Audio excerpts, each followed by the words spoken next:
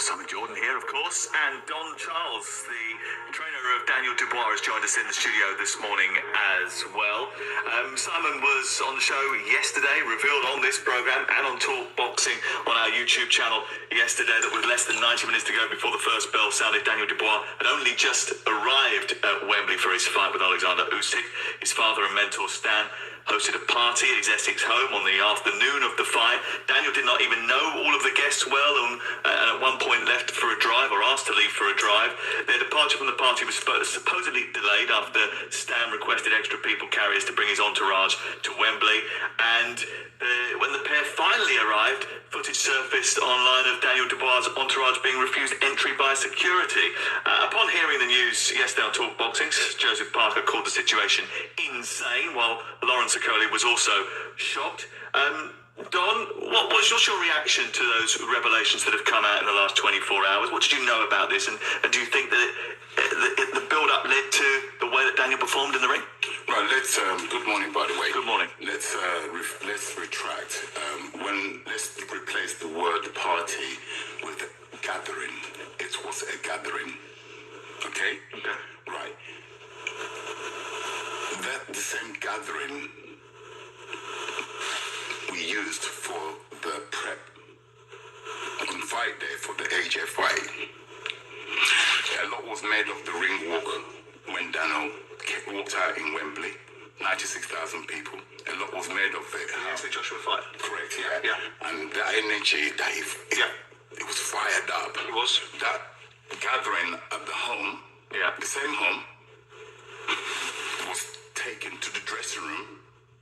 Some of Daniel's friends and his father's friends were in the dressing room for the AJ for the fight. That energy is what gave birth to the energy that everybody witnessed in the ring walk, and we were victorious on that occasion. So you tried to replicate it? Correct.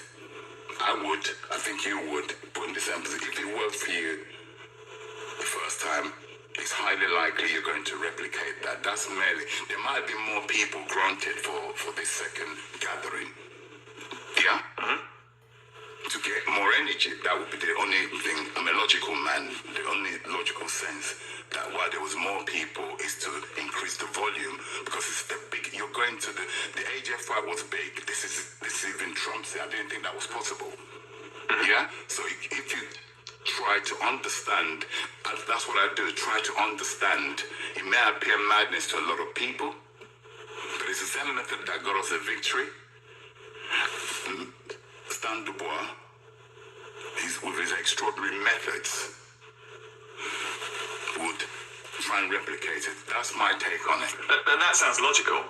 But did Daniel know everybody that was at that gathering? Did he feed off that energy, or did he turn around and have to go out for a drive? I can't sit here and tell you that he knew every single person then. No, he would have known, because he comes from a very large family, cousins and brothers, and so a lot of the people, I know most of those people, they're his people. Were you there, Don? No, I was not there. Right.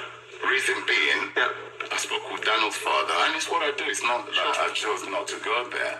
Yeah?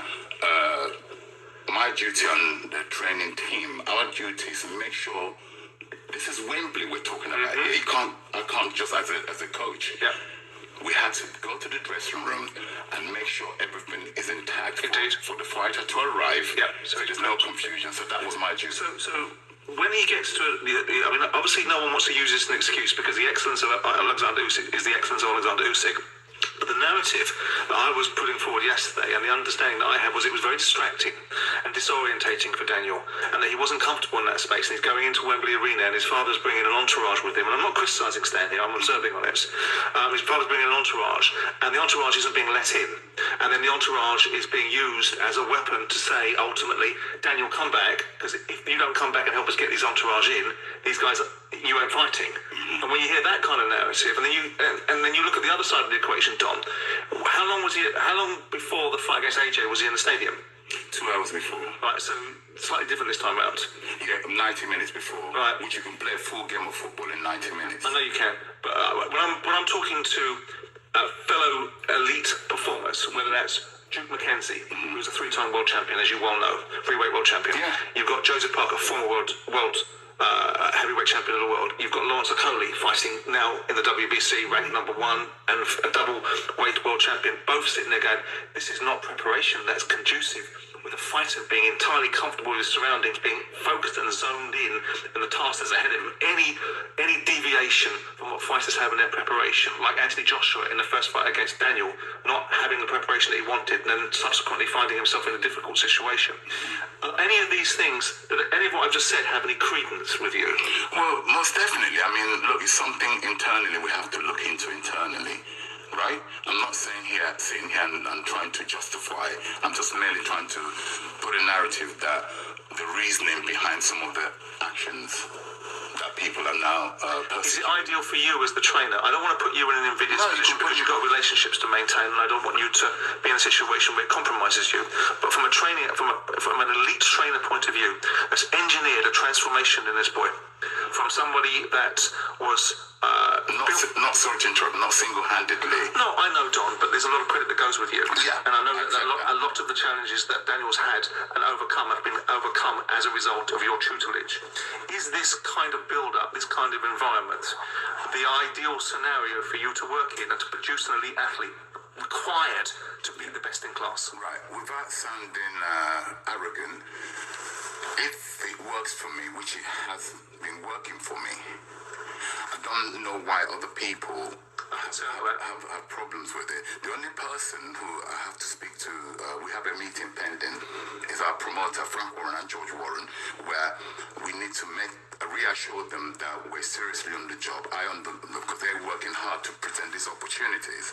So that's really the only people's opinion that matters to myself and my team. Everybody is entitled to their own opinion, to their view. The fighters you had in the studio yesterday, it's almost like everyone is waiting for Daniel Dubois. He's not wanted at this the boxing thing where there's an envy, I feel. No, I don't think that. Okay, let me stop right there. This is Don Charles, and that's his breakdown and his narrative of what took place at this gathering. Okay, let me start from the beginning. First of all, I see what Don was doing. He was like, okay, well, let's not exaggerate what this is. Let's bring it down to not a party, but a gathering, right? Okay, fair enough. I mean, it's clever, but at the end of the day, it still looks bad because as he continued, that gathering for the Anthony Joshua fight that they had before this particular whatever was not as big as this particular whatever. So at what point do you call something that you knew was smaller a gathering versus something that you knew that was a lot bigger? You call it a party. It was a party.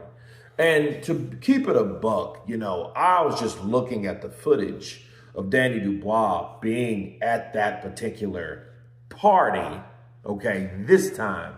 And he didn't look like he was out of sorts. Now, it could have been, looking at it, he was smiling. He looked like he was getting along. He was taking pictures and things like that, because that's the footage that was revealed, okay, of Danny Dubois. He didn't look like he was out of sorts. He looked like he was pretty much distracted and, mind set on what was going on at that party, not something that he was going to do or looking forward to do, which was fight in the ring for the undisputed heavyweight titles of the world.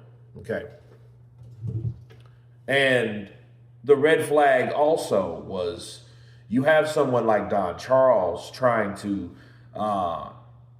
give damage control for something that he didn't even know about, really. He's justifying these things, but he never said that he was at any of them. Now he's talking about the size and all this. Well, how do you know how it was for Daniel when you wasn't with Daniel? You was at the arena making sure, like he said, is one of his duties, making sure everything was where it's supposed to be. But it's like, okay, well, what do you have to be there, that long for, knowing what or not knowing what your fighter was doing?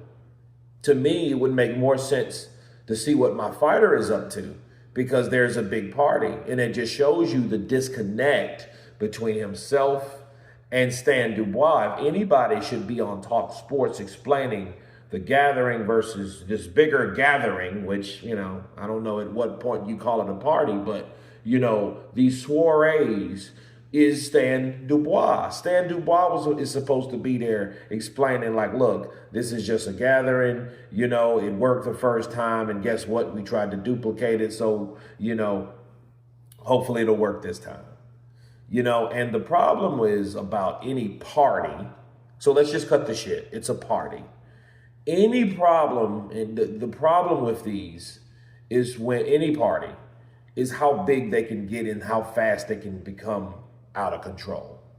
You know, you've seen many times that people start coming in and they invite more people and more people and more people, especially back in the day. But, you know, when you see a group of people gathering in a house and you hear about a particular party, yeah, it quickly multiplies, right? Well, for Daniel, I think Daniel was distracted. I mean, for one, you seen the difference between what happened the 2 hours before versus the 90 minutes. You know, so that cuts 40 minutes into, you know,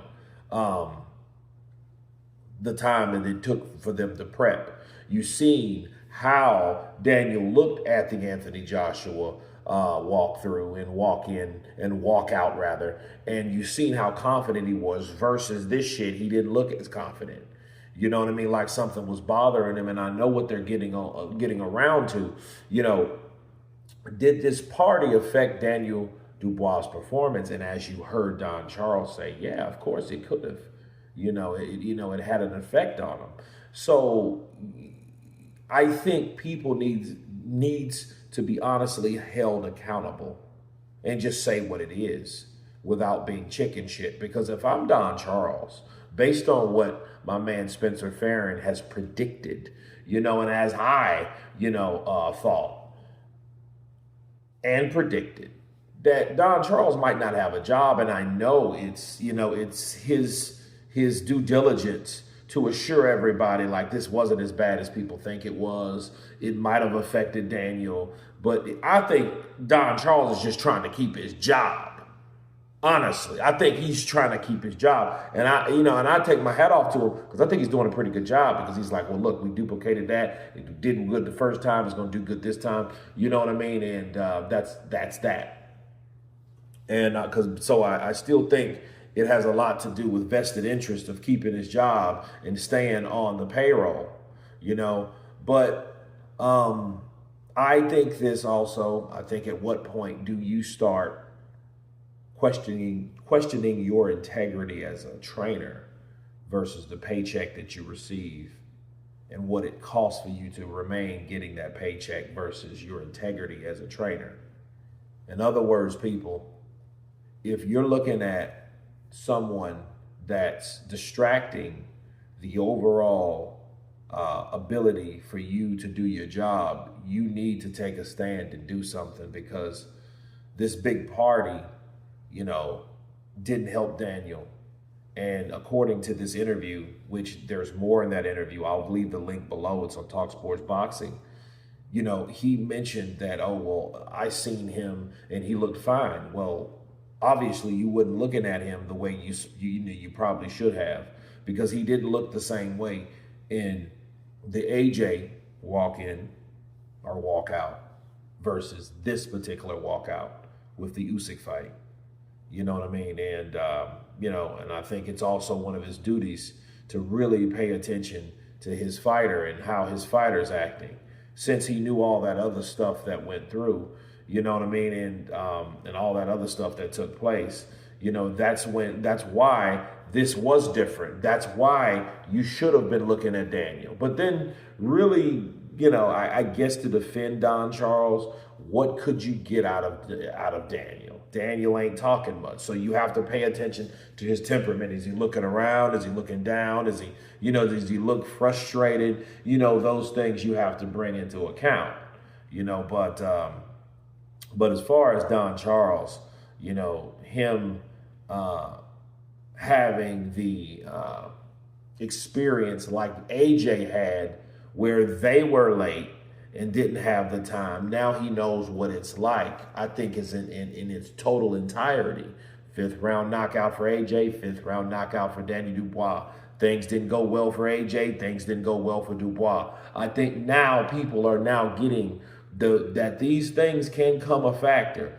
But the truth of the matter is, we'll never know how much it affected him. All we know that it did affect him. But Alexander Usyk was still going to tax Daniel Dubois' ass. But you guys tell me what you think of Don Charles responding, breaking silence on the whole party the day of the undisputed heavyweight title fight concerning his fighter, Danny Dubois. Of course, please subscribe, and you guys can counterpunch. Peace!